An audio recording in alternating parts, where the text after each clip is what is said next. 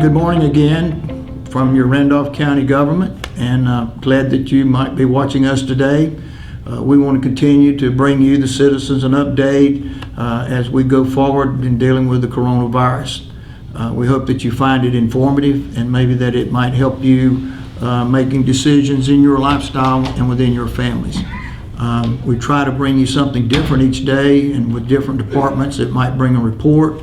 In particular, the sheriff and our county health department are really on the firing line just every minute. Our EMS folks, every minute of every day, not knowing what call might come next. And just want you to know that they're out there ready to work, ready to serve, and exposing themselves greatly to potential coronavirus contamination. So we appreciate the work that they do. This morning I wanted to maybe just bring you up to date a little bit on where we are. We do have 19 cases today. I want to say again, 6 of those 19, almost 1/3 of our cases, came from churches. 5 of those cases came from one church, and that doesn't count 3 or 4 others from the same church that are a part of Guilford County's numbers. So it just points out the need that we have to obey those stay-at-home, the safe distancing that is recommended or ordered for us to follow. I want to say also, North Carolina, we've fared better than most states, and I'm careful to say 1 case is too many, 1 death is way too many. But when we look around in particular, Michigan is a state similar to the size of North Carolina, about 10 million people. We have had, as of this morning, I believe 10 deaths in North Carolina, which ranks us about 35th of the 50 states. Michigan, a state our size, is 185, and they rank 5th nationally in the number of deaths from the coronavirus. So we give thanks for that, and we're inspired by it and want to continue to follow the rules that are set forth.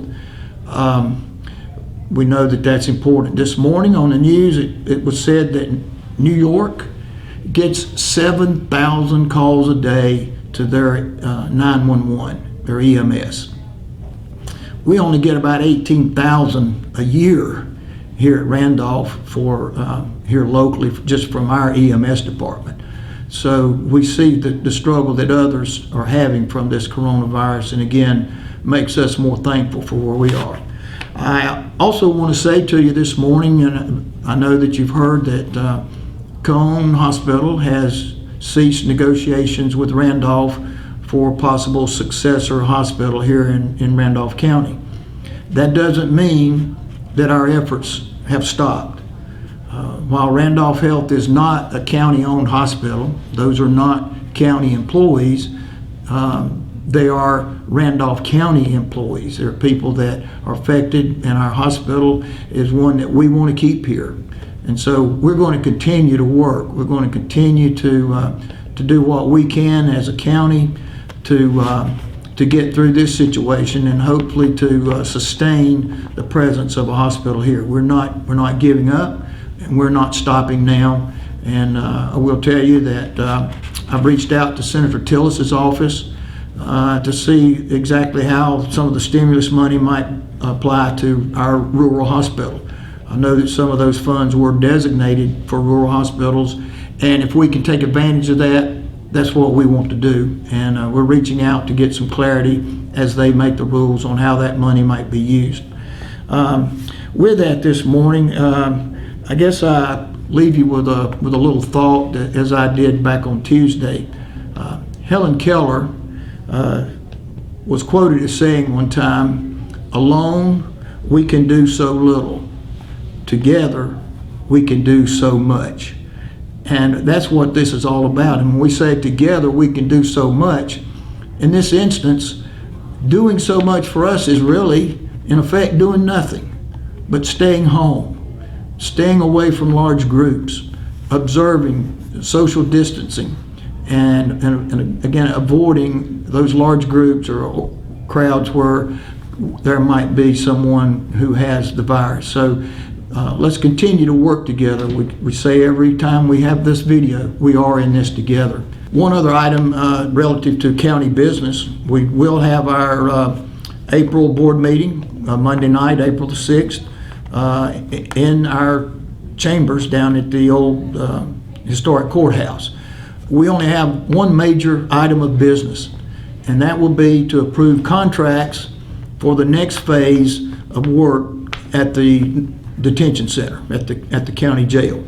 We want to make sure we think we have some better contracts right now, and we think it's important to get those contracts approved and signed before the prices go up. With what's going on right now, that could happen at any time. So we want to get those contracts approved. That'll be our main item of business. The county commissioners meeting will be videoed, be available for you to watch, and we are taking public comments by the internet if someone has a question that you would like to pose to the county commissioners. So thank you again for bearing with us as we all figuring out new and different ways to do things and conduct business here in Randolph County. I'll leave you for a little devotional thought for the day. Paul, and I like Paul's writings, as you can probably tell. He wrote in Philippians that my God shall supply all your needs according to his riches and glory by Christ Jesus. So he's going to supply our needs, and as I said on Tuesday, let's do our part to maybe not make God have to work so hard as we help him to help us. So God bless you and all of our citizens of Randolph County, and thank you for watching today. This is the fourth in a series of Randolph County videos that are designed to provide our citizens with up-to-date information about your Randolph County government and how we are organizing and operating to serve our citizens during these challenging times of the coronavirus pandemic. In previous videos, County Commissioner Chairman Darrell Fry, Emergency Services Director Donovan Davis, Public Health Director Susan Hayes, Sheriff Greg Seabolt, and Register of Deeds Krista Lowe and myself have updated you on your county government's efforts to reduce potential contact with the virus for our staff and the citizens we serve. You have also been updated on challenges facing our law enforcement, emergency services, and public health officials. In implementing these preventive measures, we are doing all that we can to protect our employees and the citizens we serve from the spread of this virus. Equally as important, your county government is taking proactive and timely actions that will allow our departments and our agencies to continue to provide those services upon which you, our citizens, depend.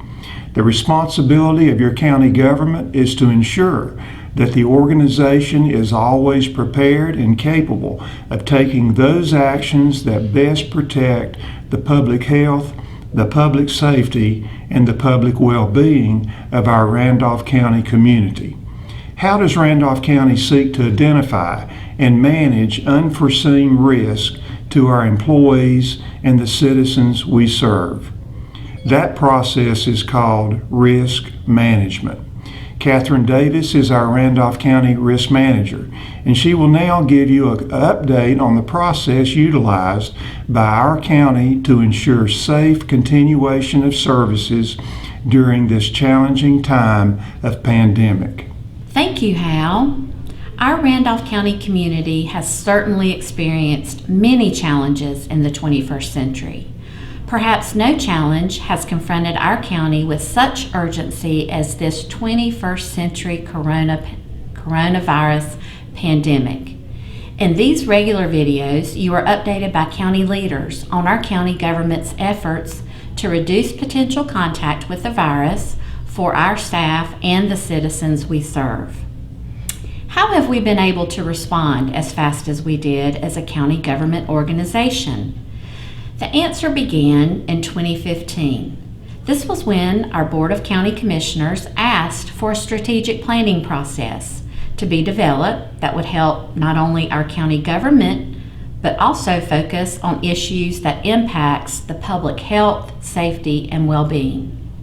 Out of this planning process, risk management was identified as a long-term strategic issue, impacting our county's ability to manage unforeseen risks to employees and the citizens we serve. Our employees met on a regular basis over many months to focus on risk anticipation, risk prevention, and risk mitigation.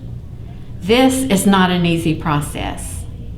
Because it requires looking at potential risk through a wide-angle lens, that allows risk issues to be discussed that impact all of county government operations. The risk management wide-angle lens allowed us to develop the first Randolph County Business Continuity Plan, which was approved by our county commissioners in 2019. When the unforeseen coronavirus impacted our county, our business continuity plan allowed departments to take immediate action to protect our employees, the citizens we serve, and to ensure the continuity of needed services, because we had tried to anticipate disruption to services and the mitigation that would allow the continuance of those services. Risk management is an ongoing process to create a culture of awareness, anticipation, and preparedness in county government. Our Randolph County Crisis Management Team, fondly referred to as the CMT, meets on a daily basis to ensure that our county government continues to respond and provide those services that you require in these challenging times of the coronavirus pandemic. Thank you for the opportunity to talk about Randolph County risk management, and make a safe day and stay safe every day as we move forward together. The Sheriff's Office is continuing to provide administrative services to the public, such as gun permits and concealed carry permits. For all permits, we ask that you complete all paperwork online before sending it to the Sheriff's Office by mail. This will eliminate any contact that you may have with members of the Sheriff's Office or others that may be a carrier of this virus.